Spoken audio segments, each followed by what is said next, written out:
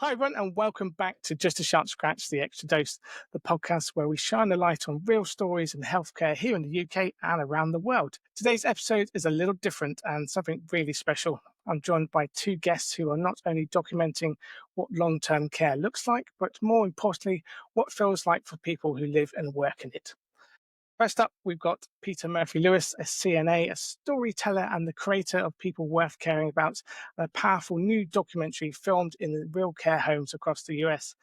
And joining in is Erin Hart, the Chief Strategy Officer at Ohio in Healthcare Association, who've played a key role in bringing this project to life. So Peter and Erin, welcome to the podcast. Excited to be here. Thank you. Fantastic. So before we jump in, I always like to start with something a little light, a kind of total random icebreaker question, just to kind of warm us in. So if one of you could give me a number between 1 and 200, just to kind of give you your icebreaker question. That sounds like a good one. 133. Okay. And scroll on down. So your question, actually, this is really good, but I'm going to have to edit it a bit, I think, because it says, if you could do one job for a day, and I'm going to put outside of healthcare, what would it be and why? So Peter, I'm going to get you to answer that one first. Well, I don't think you know this part of my background, Martyn, but because I've done television for about 10 years, I've done 124 different jobs. So I'm going to go that list. I didn't get to 133, like the number I guessed. I'm going to go with, I think something with kids. Kids keep me optimistic. Kids keep me positive. So I'll go to the other side of life after aging. I'll go back to the beginning. Doing that, that'll be working with kids. What about yourself, Erin? What job would you want to do? Probably be a yoga instructor. I would. Very good. Yeah. Very Yeah. calming. Very calming. Yeah. Very opposite of what I do now. Yeah, the complete opposite. I bet. I think for me, if I had to think of a job completely out of healthcare, because obviously I work in healthcare myself, I think I'd like to be a philanthropist. I think the idea of spending money, but also being able to give it away, because even with the podcast here, a lot of it all comes out of my kind of funding and stuff. But being able to help other people, I think is a great thing to do. And especially, it'd be nice to kind of you see these people who need something just to be able to go and give them that and not know, like a kind of like a Father Christmas, but not so much the beard.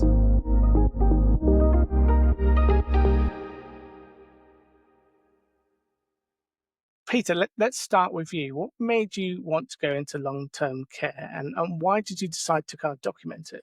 It's a little bit embarrassing, but it comes back around. I got recruited to work in long-term care, to work for a private equity company. Where I'm going to save face is I fell in love with it, and I'm happy that I came into it to make a salary, but then ended up falling in love with it because people. Yeah, no, I can understand that completely and utterly. And Erin, when you first heard about this idea, what kind of made you say yes and support it? Good question. So we heard about this from Nebraska, which is another state affiliate of our national organization, and they were working with Peter on their first season of the docuseries. And we've been looking for something for really since COVID, to help the public understand what it is that we do, because we got a lot of bad media as a result of the nature of that and how it impacted the people that we serve. And so this kind of came along, and it seemed like a good opportunity, and it seemed like a lot of the really urgent, pressing issues that COVID brought along have petered out a little bit, and we can kind of distance ourselves from that. I'll call it a tragedy, because it really was for us. Yeah. And kind of tell a better story, a real story about what it's really like now in long-term care, and kind of start a new chapter of our lives. Peter, can you kind of talk through Kevin's story and kind of what stood out to you when he said, "This is my home"?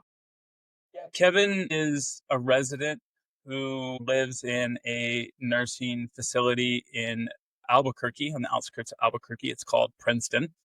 So this is from the third season in New Mexico that airs in a couple of weeks. And Kevin, I think really, no pun intended, hit home for me, because when you do enough filming there's kind of a pomp and circumstance of when you start off a conversation with the person, you're trying to make them feel comfortable. They have cameras in their face. They have a microphone in their face, right? They've just been mic'd up. It's not normal, right? There's too many people in a small room, especially in a nursing home room. So there's usually about 2 minutes of conversation that I know will be edited out where we're making the person feel comfortable. And I walk in and I say something along the lines of like, wow, Kevin, this is a really nice room, because he had it immaculate. He had it decorated with his favorite teams, and he had a hand coffee grinder perfectly cleaned and set on his windowsill. He makes his own pour over coffee, like just a person who would be my friend outside of filming if you Yeah. grind your own coffee. And his bed was made better than any military member. And I said, this is a nice room. And he interrupted me and said, yeah, of course, this is my home. And normally I don't get quotes in the first 2 minutes, right? But I got something that changed my life. And it's the most viral post that I've ever put on LinkedIn that has the most amount of shares. I think it has 95 reposts at this point. And I think it's important because it shows that even though I've done hundreds of hours of filming, I still need to learn and I need to be humbled just like everyone else.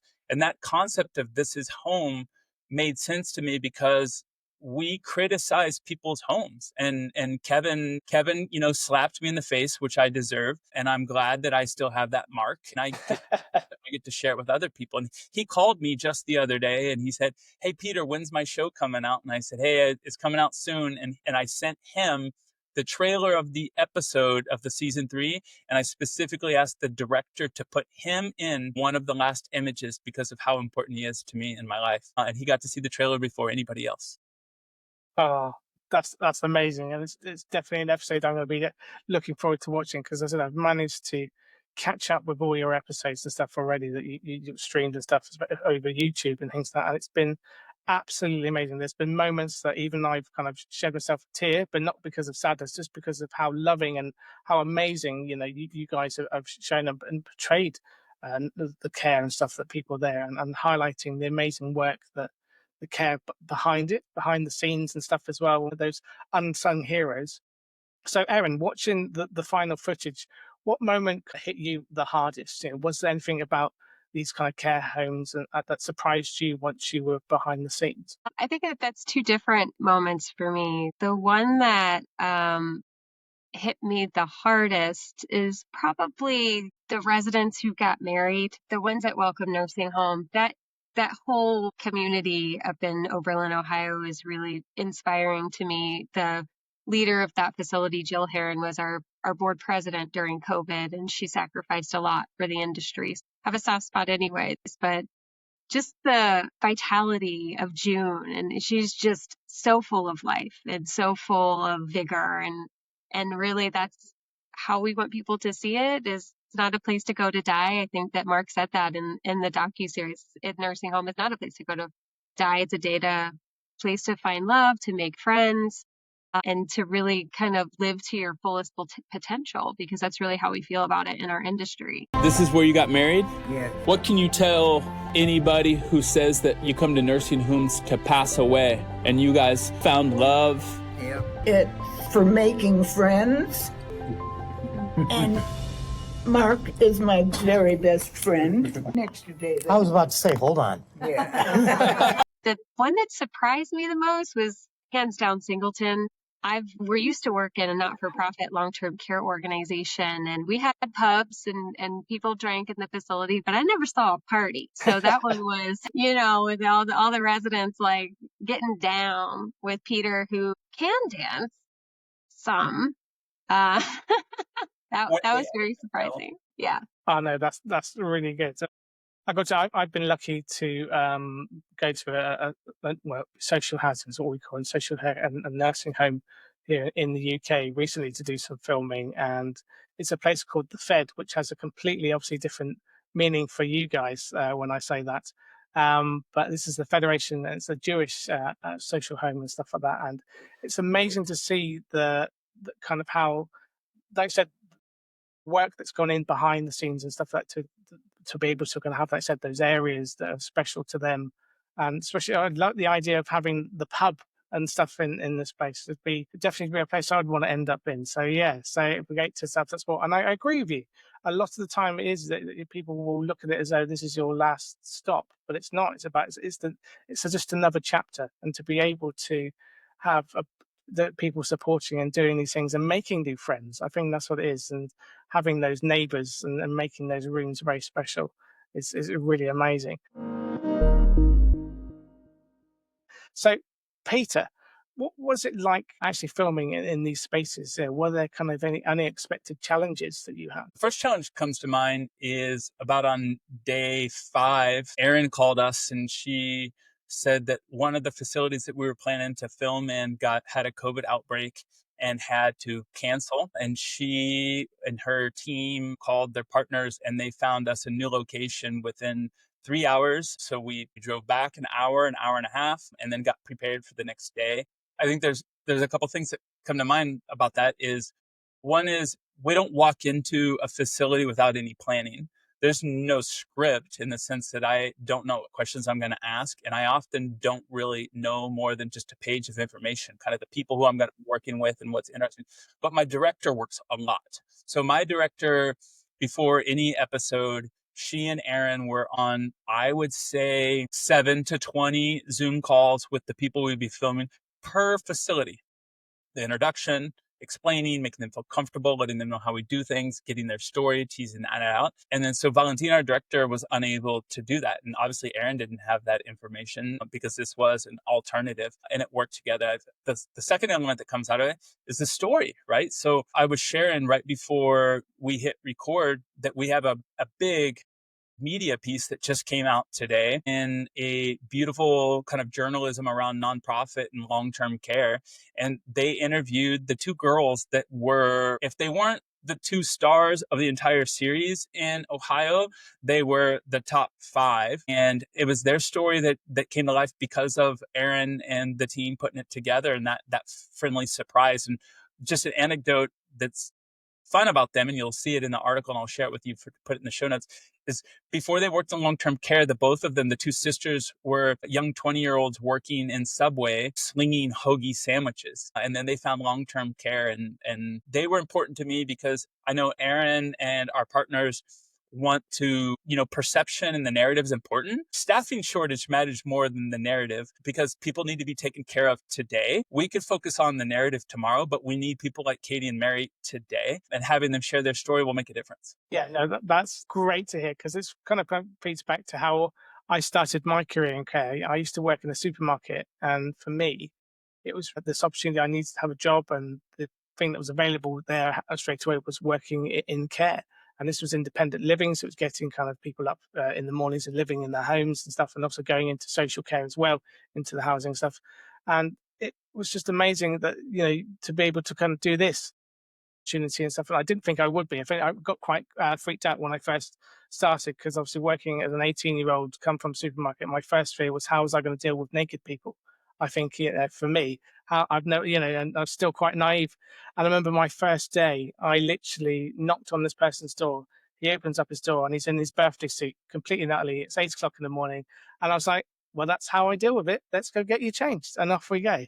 But yeah, to be able to say completely changed my career aspect and stuff like that, to do that. And it's trying to implement and change those views on it all, and kind of, those taboo areas.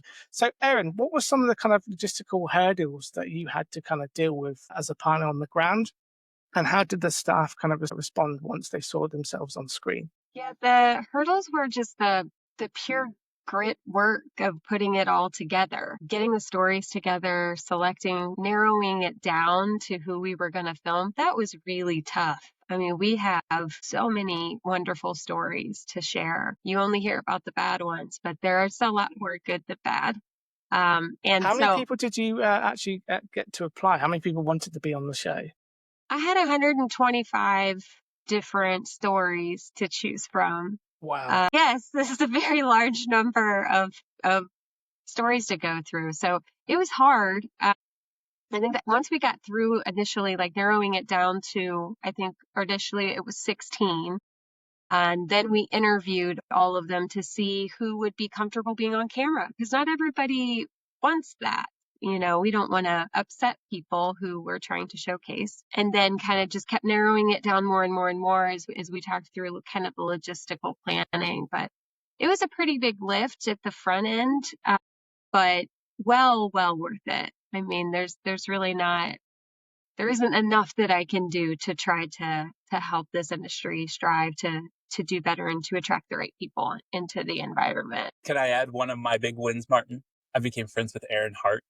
When you travel together for like 10 days in a row and you see each other from 7 in the morning till 5 o'clock in the afternoon, you either love or hate each other. And I love Erin and love what she put together. Yeah. And his team is great too. Like working with Valentina and Felipe, which are his production crew, we had a lot of fun. It wasn't all hard work. A lot of laughing. And you can see that with the episodes itself. I love the last of the uncut version, where you can kind of see all the outtakes and stuff like that. And one of my favorite scenes, which I stupidly watched at lunchtime with no lunch, was when you were making the pickle salad. I think it was making pickles. And I looked at that and I was like, oh, that looks so amazing. But I was so hungry at the time. It was the wrong time to watch it during lunch break. That was day one.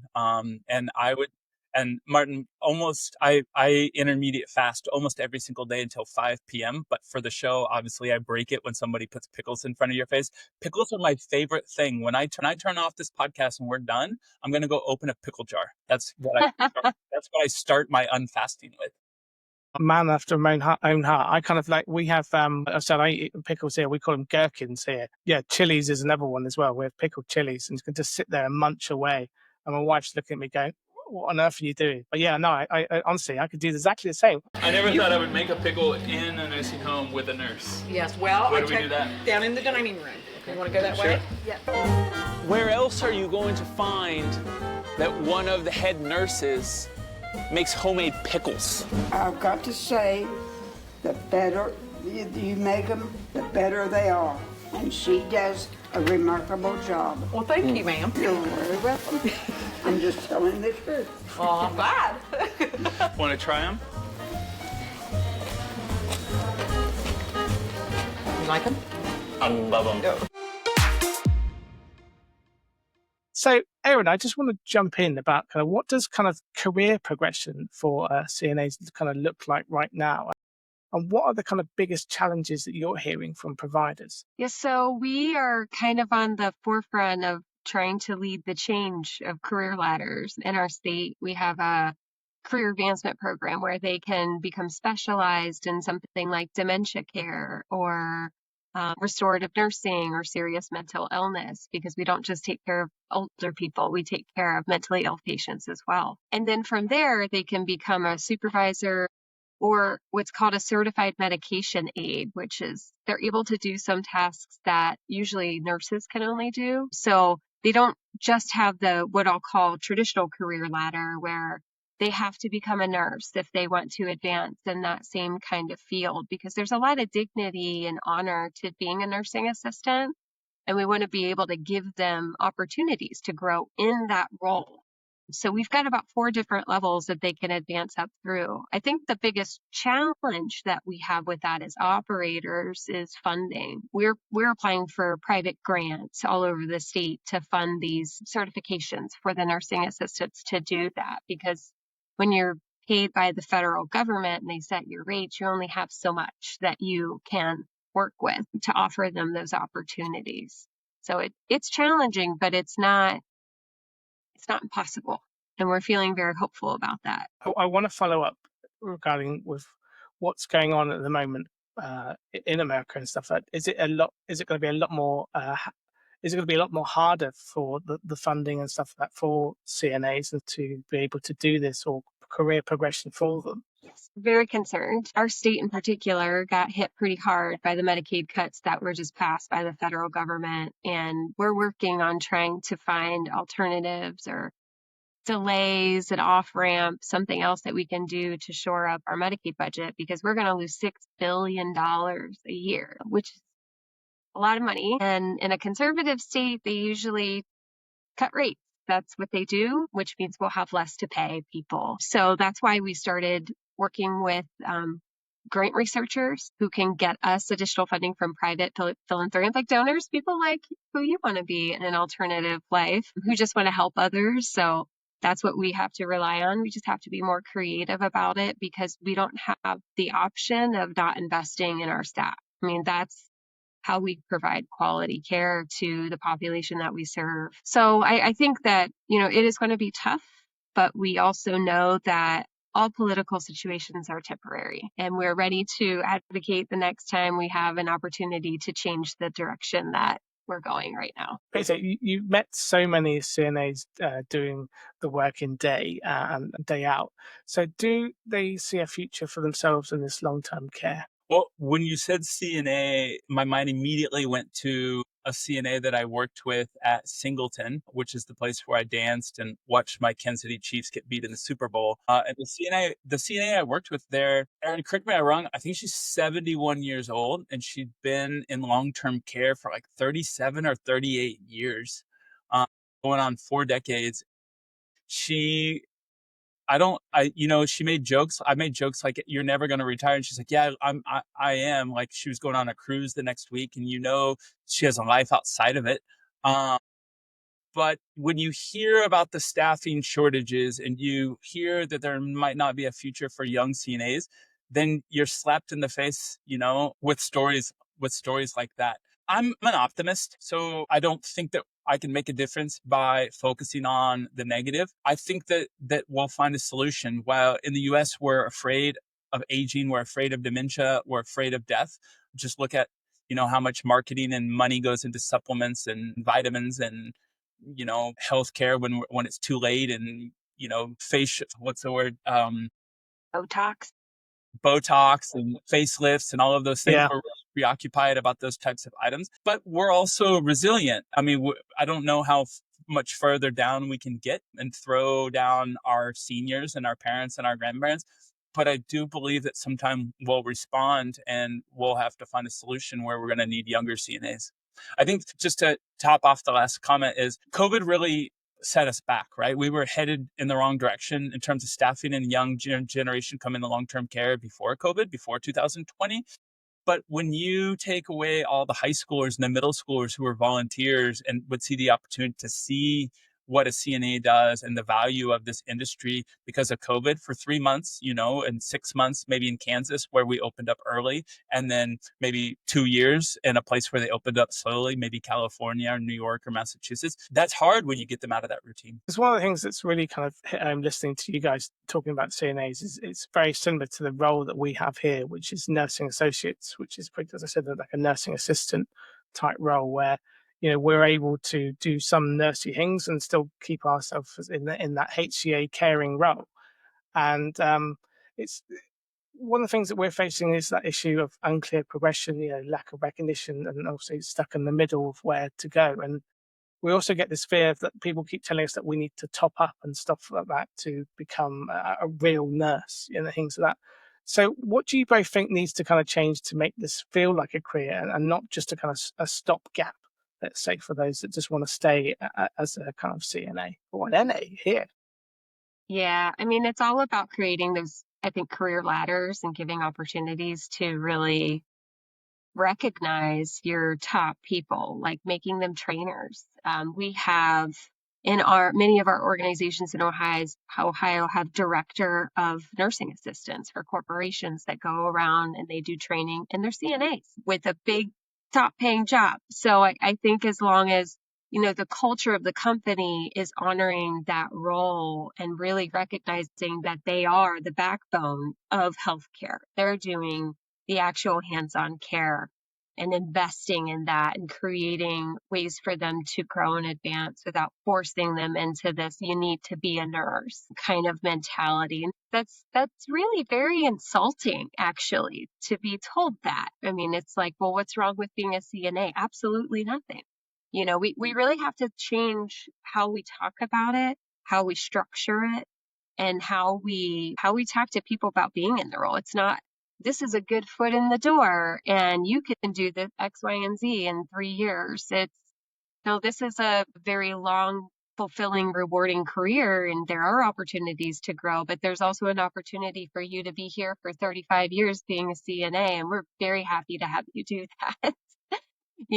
I think that that's a huge shift that we need to make as a long-term care industry is changing how we talk about that to our staff too, because it is very demoralizing, I think, for people to treat them that way. But that's a big hill to climb. It's been that way for a long time. And there is a lot of career progression that goes on. We do like to hire from within. We do like to promote our own. I mean, pretty much everyone I know who works in long-term care, at least in the United States, we all started out somewhere and go all the way up to the top. In my previous organization, the chief nursing officer started out as a CNA. Brilliant. Yeah, and that's our culture that we have. And I don't know that it's like that all over the United States, but I know that it's like that in our state. And it's, like I said, maybe one podcast at a time to change these views, because it's very similar here. It's treated as the nursing associate role is classed as a stepping stone. It's in order to becoming a nurse and things like that. And it needs to be changed. We need to word how we say things, especially with education and stuff at university levels and stuff like that, and how they teach the role around the CNA role to student nurses and what it's about and things like that. So that it's the Can I ask education. you a question? I have a question. Go I'm for curious. it. No. So in the UK for the nursing associate, do they get trained once and then they're in that role, or is there ongoing training? So with this role, you have a 2-year program, which at the end of it, you get what we class as a foundation degree, which is the kind of lowest form of degree level. And after that, that is pretty much it. It's then kind of the roles that you can go into if it's in the healthcare in the NHS that we have here. There isn't pretty much any progression for careers or enhancements unless you become a nurse. And what we're struggling is that people feel as though the only door they have to go down is either the university or the one that they came in. And I think that's what we're struggling with. And hearing stories about what happens with CNAs and being able to kind of progress and career progression and the educational side of things is what we're trying to do here in the UK. And it's great to have the evidence that you guys are showing that I can then show the NHS here and policymakers that we have. And this is what I'm involved in at the moment. I'm lucky that we have something called the 10-year review, which is to basically look at how the NHS is going to run in the next 10 years. And because of the voice that we've been able to do and talking to people like yourselves to show that evidence that there is career progression for people like ourselves, hopefully these policies and stuff will change. So it's very much that I'm glad that I'm able to speak to you guys and to hear these stories and actually hear that it's not just happening to us. It is happening to other people. And I think hopefully we can all work together to change that.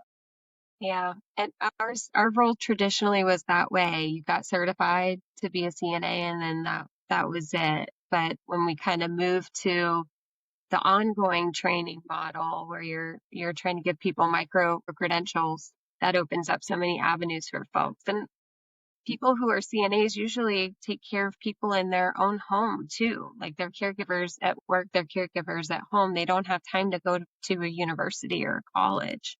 So doing like the online micro credentials and the smaller trainings, it's just a lot more accessible for them and a lot more attainable. And then having like little stepping stones or little milestones, it's motivating. Like, oh, I can do this. I got this one, and now I'm going to do the next one. So we've had a lot of success with it. We reduced the turnover in the facilities who use this career advancement program by 30%, which is a huge. Yeah, that is. Yes, it's a huge impact. That's why we're trying to get a bunch of grant money. Very And also, helpful. like I said, you have those people who, even myself, I'm dyslexic. I also have ADHD. The education to me was something I kind of didn't want to do until I got older. And when I chose to do it, that's when I really paid attention and focused. But to have those kind of like courses, like I said, those chunks to my knowledge to kind of get up and to specialize in a certain area is what I need. And I feel as though that would be for many others who are in the same shoes as me. So yeah, it'd be good to see where this goes. Martyn, if I may, you mentioned, how do we change that? And I think you said a day at a time. And then I thought a story at a time. And to both of your points, Erin's point that like a CNA shouldn't be told that they have to, but there all should be room if they want to. And the very first episode of Ohio, we filmed at the Manor at Perrysburg. And that's a perfect example of both sides of the coin. Deanne was a CNA 20 some years, and eventually she had some back problems and she was going to be forced to retire. And she was extremely sad. She only wanted to be a CNA. She only wanted to be a CNA. And they found a spot for her to be an activities director so she can still have that hands-on touch with the residents, right? That's a person who was able to make a life out of the thing that she's amazing at, and make it possible. How long have you been in activities? In activities, let's see, I was the activities assistant for 3-4 years roughly, and then the director, it's been about 2.5. Okay. And then long-term care?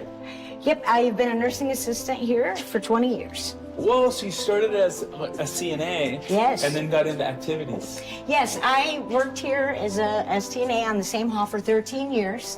Unfortunately, I had some back issues, but the corporation was nice enough to find a place for me where I can still make a difference, even if it's not being a nursing assistant. Was it hard for you to... It was very hard. Being a nursing assistant is my love. But you've now found a new love for activities? I have. Yeah. As my dad told me, now I have a chance to make a bigger difference with a bigger group of people, whereas before it would be one individual person at a time. One-on-one. Yep. And then Daishel became a nurse and moved up, and she was highly recommended and pushed to continue going further and further and further up into administration. And I don't know if this made it on camera or if it was edited out, but she said, I don't want to leave this hall, and I don't ever want to do a job where I have to oversee people and not work with residents. So that was her hall, right? Like one of her best friends, one of her best residents got moved to another hall. No, she stays with her people. And that's an example where she made career advancement, but to the point that she wanted, because she should have gone higher. She might not have been on this documentary if she would have been the boss that she's capable of being. No, and I think that's even with myself, there's a levelness of taking that responsibility that I like, which is the nursing associate role. It's that snippet of what it's like to be a nurse. But I don't want to progress in my career to become that, because I also like the patient care that I give and the interaction with my patients. This is why I wanted to work in healthcare. Even I said I stumbled across it from leaving a supermarket job. But for me, it's not about the money. If it was like, I wouldn't be doing this job. I do it because in some way I want to be a superhero, but I don't have Bruce Wayne's bank balance and this is why I wanted to be able to make a difference to do that. And I think that's just why I said that these roles are so important. And to be able to make a difference and put a smile on someone and a face, and I know I've done a good job. A question that I want to ask you, Erin, is why do you think stories and not stats are so effective in recruitment and retention? Because the story is what makes it real. You can see yourself doing that. You can relate to that. Anyone watching it has had, and maybe they weren't close with them, but has had a grandma or grandpa.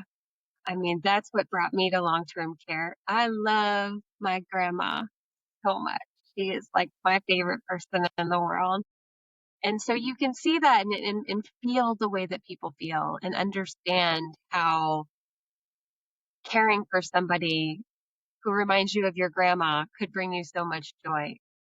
Being a statistic about it doesn't connect you the way that showing them and telling them the story of it can. I think also you could say it also unveils that veil, doesn't it? It takes that veil off of what everyone perceives goes on behind it and those stories that scares people about it. And I think by you guys sharing what actually happens and the love that's behind every episode that I can see really does help change people's views and also comforts them, I think, as well, to realize that, if at one stage I am going to be there, and I hope to go where these people are and still go from there. I think that's what is great about it.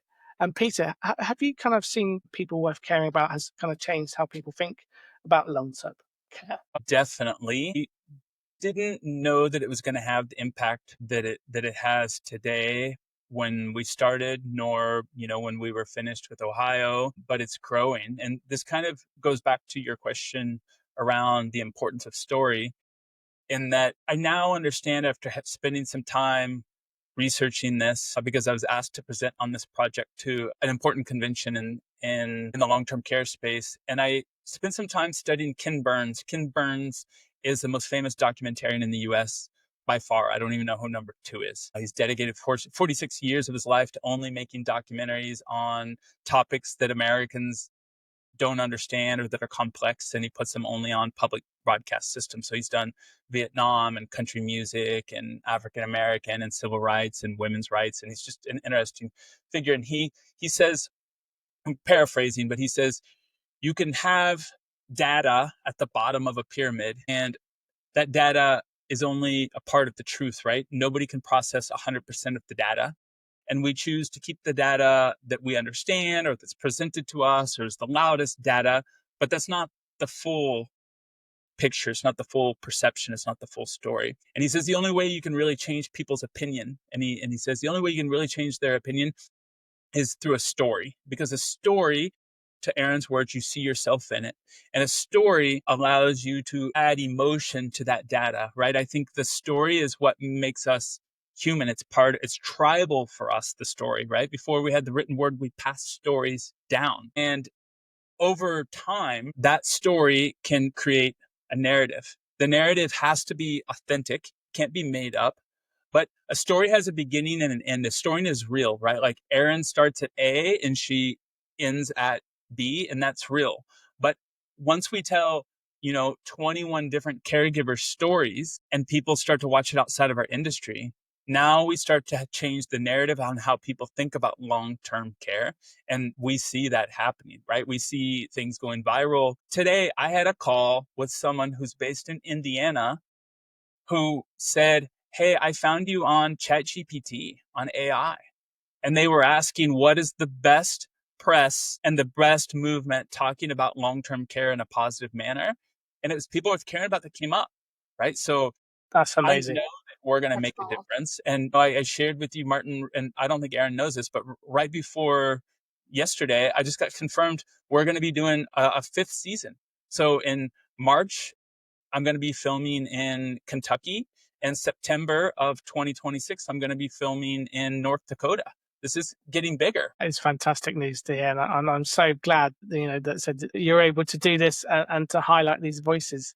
And one of the things I'm going to ask both of you really is, but I'll get you to start answer this question first, Erin, is what would you say to other organisations thinking about using storytelling to kind of recruit or advocate? I would say that depending on what story you're trying to tell, to not allow it to be told from someone else's perspective.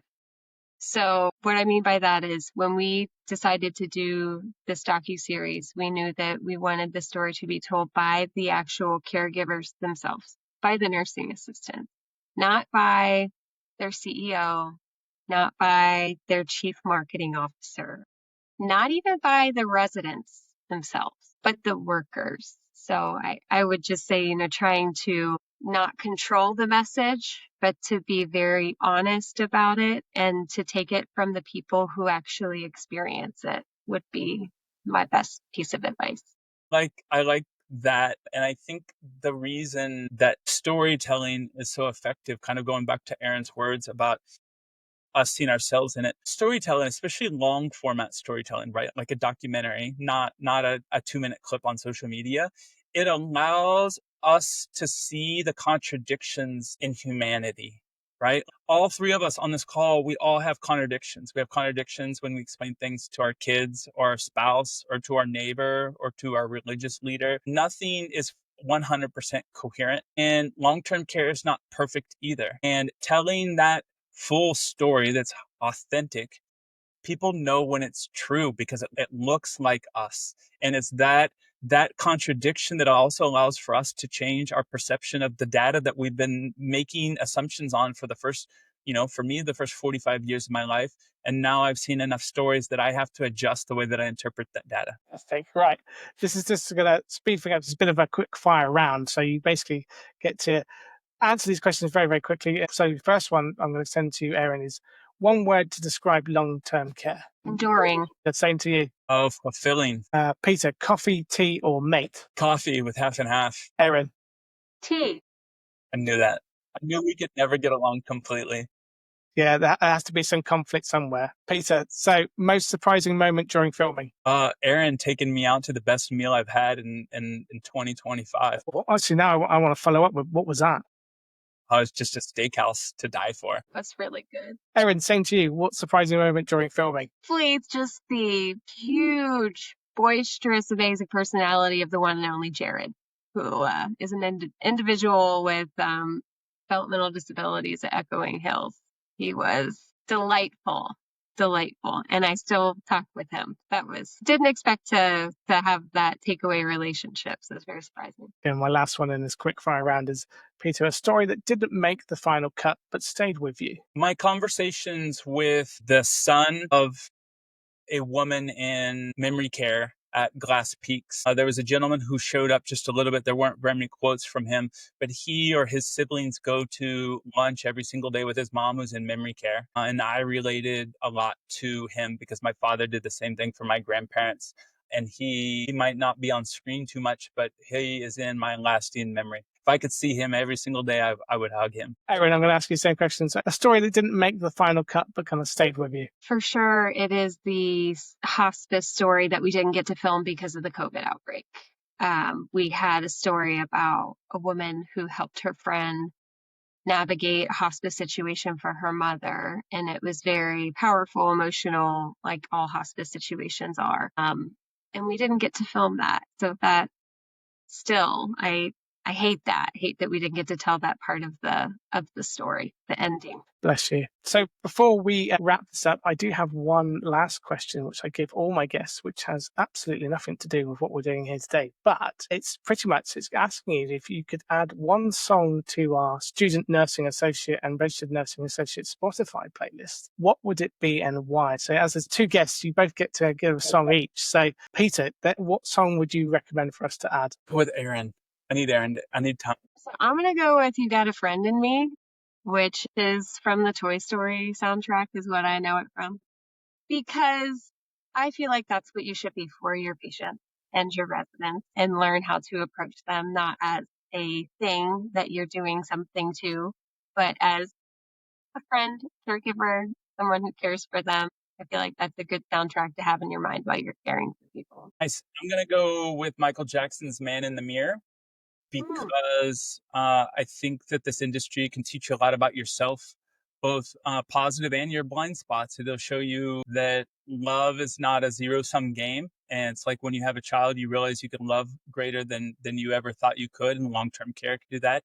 And it'll also show your blind spots, what you're afraid of yourself, and long-term care is unique in that. Some great choices there that I can't wait to add to the playlist to help our nursing associates and student nursing associates here, and CNAs that can listen to it on Spotify as well, to kind of get them ready and motivated, maybe for the kind of fourth long day shift or night shift that needs to do, just to help them there to kind of get them through it. So Peter, Erin, thank you so much for joining me today. It's been an absolute pleasure. Thank you for having us. Appreciate it. Brilliant. You guys take care. You too. Thank you.